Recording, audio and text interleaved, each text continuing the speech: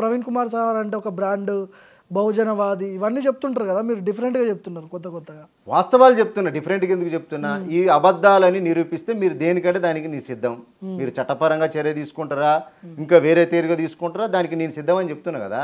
Okay, మీరు నేను చేసే ఆరోపణలు అబద్ధాలని అంటే మీరు ఎలాంటి చర్య తీసుకున్నా నేను సిద్ధం అని చెప్తున్నా. ఒకసారి మనం సార్తో మాట్లాడదాం. ఆర్ఎస్ ప్రవీణ్ కుమార్ గారికి ఫోన్ చేస్తాను నేను, ఆయన అభిప్రాయం తెలుసుకుందాం. ఆరోపణలు వస్తున్నాయని.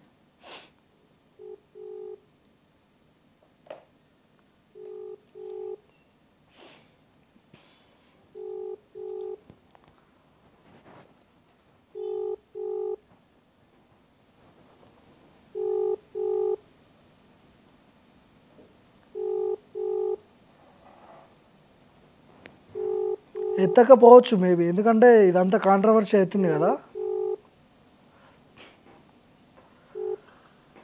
సార్ నమస్తే. సార్ నమస్తే. ఏం లేదు సార్, మీరు లైవ్లో ఉన్నారు. ఏం లేదు సార్, లైవ్ నడుస్తున్నా సార్, లైవ్లో ఉన్నారు మీరు. ఏం లేదు సార్, బీఆర్ఎస్తో పొత్తు పెట్టుకోవడాన్ని సొంత పార్టీ నేతలు, మీ పార్టీ వాళ్ళే కొంతమంది వ్యతిరేకిస్తున్నారు. దీని మీద ఏమన్నా మాట్లాడతారా? దాని మీద వాళ్ళనే అడగండి, వాళ్ళు అసలు ఏ పార్టీ అడగండి వ్యతిరేకించేవాళ్ళు. ఓకే, అంటే మొన్నటి వరకు అసెంబ్లీ వాళ్ళకి సభ్యత్వం ఉందో లేదో అడగండి ఒకసారి. ఓకే, సో పొత్తుపై ఏం చెప్తారు సార్ మీరు బీఆర్ఎస్తో? అంటే మొన్నటి వరకు అసెంబ్లీ ఎన్నికల టైం వరకు కేసీఆర్ ని వ్యతిరేకించిన ఆర్ఎస్ ప్రవీణ్ కుమార్. ఆగండి ఆగండి ఆగండి, రాజకీయాల్లో పొత్తులు సహజం సార్. పొత్తు రకరకాల అవసరాల కోసం, రకరకాల ప్రయోజనాల కోసం, రాష్ట్ర ప్రయోజనాల కోసం, ఒక లక్ష్యాన్ని సాధించడం కోసం ఏ పార్టీలైనా పొత్తులు పెట్టుకుంటారు, మళ్ళా విడిపోతారు, పొత్తులు పెట్టుకుంటారు. ఇది కామన్ అండి. ఏదో కొత్త ఏమైనా ప్రపంచంలో ఎప్పుడు లేని వింతలాగా చూస్తున్నారు దీన్ని. అంటే అసెంబ్లీ ఎన్నికలకు ముందు వరకు మీరు కేసీఆర్ ని వ్యతిరేకించి మళ్ళీ అదే పార్టీలో పొత్తు పెట్టడానికి టీడీపీ టీఆర్ఎస్ పొత్తు పెట్టుకోలేదా? టీడీపీ కాంగ్రెస్ పొత్తు పెట్టుకోలేదా? బీజేపీ జేడీఎస్ పొత్తు పెట్టుకోలేదా? బీజేపీ టీడీపీ పొత్తు పెట్టుకోలేదా? బీఎస్పీ బీఆర్ఎస్ పొత్తు పెట్టుకుంటే ఇంత ఉలుక్కు అంటున్నారు ఏంటండి, అంత గజగజ వణుకుతున్నారు ఏంటి కాంగ్రెస్ వాళ్ళు, బీజేపీ వాళ్ళు? ఓకే, ఏం కాదు, తెలంగాణ ప్రజల ప్రయోజనాల కోసమే ఈ పొత్తులన్నీ ఉంటాయి. ఏం కాదు, ఏం రంది పడాల్సిన అవసరం లేదు. బరాబర్ తెలంగాణ పేరు మంచి జరుగుతుంది. ఇప్పుడు మిమ్మల్ని నమ్ముకున్న నేను మీటింగ్ లో ఉన్నా brother. Okay sir, sir okay sir, సరే సార్, ఓకే రైట్. సో అది రాజకీయ పార్టీలో ఇవన్నీ సహజం అంటున్నారు ప్రవీణ్ కుమార్ గారు, వాస్తవం కాదా? రాజకీయ పార్టీలలో సహజమే, కానీ బహుజన్ సమాజ్ పార్టీకి ఒక చరిత్ర ఉన్నది కదా, ఒక సిద్ధాంతం చెప్పినాం కదా ప్రజలకు.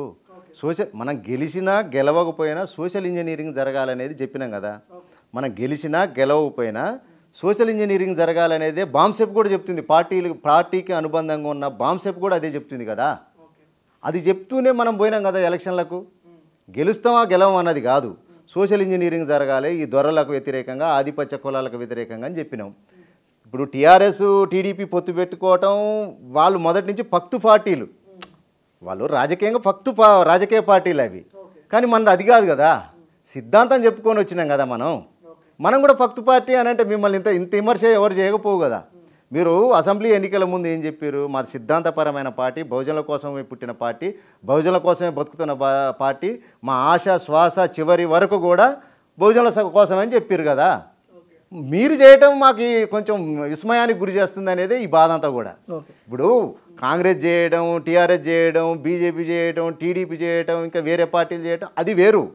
ఇవాళ డాక్టర్ ఆర్ఎస్ ప్రవీణ్ కుమార్ గారు ఒక సివిల్ సర్వెంట్, ఒక మేధావి, ఒక గొప్ప నాయకుడు అని నమ్మి ఇలా బహుజన సమాజం అంతా నీ వైపు కదిలింది. నువ్వు పొత్తు పెట్టుకుంటాను అసెంబ్లీ ముందు పెడితే సరే, ఎంతమంది వచ్చేటోళ్ళు ఎంతమంది పోయేటోళ్ళు అప్పుడే తేలిపోయేది కదా. అసెంబ్లీ ఎన్నికల ముందు మీరు పొత్తు పెట్టుకున్నట్టయితే టీఆర్ఎస్ తోటో బీఆర్ఎస్ తోటో అప్పుడే తేలిపోయేది కదా.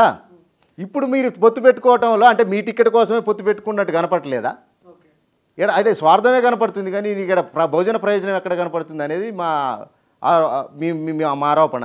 ఇప్పుడు మీ టార్గెట్ ఏంటి? ఆర్ఎస్ అంటే బీఎస్పీ పార్టీని డిస్టర్బ్ చేద్దామనా, లేకపోతే ప్రవీణ్ కుమార్ సార్ని డిస్టర్బ్ చేద్దామనా, ఏంటి? బయటకు వచ్చారు పార్టీ నుంచి. బరాబర్ మేమేమంటున్నాం, దొరకు వ్యతిరేకంగా మేము మొదటి నుంచి పనిచేసినాం. సారు కూడా దొరకు వ్యతిరేకంగా పనిచేయటం వల్లనే మేము ఆ పార్టీలో చేరినాం. అర్థమైందా? సారు దొరకి వ్యతిరేకంగా అందరికంటే ఎక్కువ కొట్లాడిండు, అంతేనా కాదా? ఈ రాష్ట్రంలో ఫస్ట్ రేవంత్ రెడ్డి, తర్వాత సారు పేరు వినపడ్డది, అవునా కాదా? ఇప్పుడు అంత వ్యతిరేకంగా కొట్లాడుతున్నాం అనే కదా నీ ఎంట మాలాంటి వాళ్ళం నడిచిన ఉద్యమకారులం, చదువుకున్న విద్యావంతులం, డాక్టరేట్ తీసుకున్న ఉస్మానియా ఉద్యమకారులం నీ ఎమ్మడిపడి నడిచింది అందుకే కదా. ఓకే, అదే మాట ముందు చెప్తే నీ ఎమ్మట ఎందుకు వస్తావు? మా జీవితం ఎందుకు నాశనం చేసుకుంటాం అనేది మా బాధ. మా జీవితాలు నాశనం చేసి వెళ్ళిపోయినావు కదా నువ్వు. ఇప్పుడు నువ్వు ఇన్ని రోజులు కూడా మీరు మాట్లాడుకోకుండా ఇప్పుడే ఎందుకు మాట్లాడుతున్నారు అన్నారు. సరే, మా నాయకుడు బహుజన్ నాయకుడు వచ్చిండు, కట్టుబడి ఆ సిద్ధాంతం కోసమే నిలబడడాన్ని నిన్న మొన్నటి దాకా కూడా మేము ఏం మాట్లాడలేదు, మీరు నాకు అన్యాయం చేసినా కూడా అని చెప్తున్నా కదా. ఇప్పుడు మీరు పోయి మళ్ళీ ధర బాంచని అంటున్నావు అనే కదా మా బాధ అంతా. ధర నీ బాంచని అంటున్నావు, అది మాకు తట్టుకోలేకపోతున్నావు. అరే, మా జీవితాలను నాశనం చేసినావు కదా, మా యువకుల రక్తాన్ని పీల్చి పిప్పి చేసినావు కదా ఇన్ని రోజులు.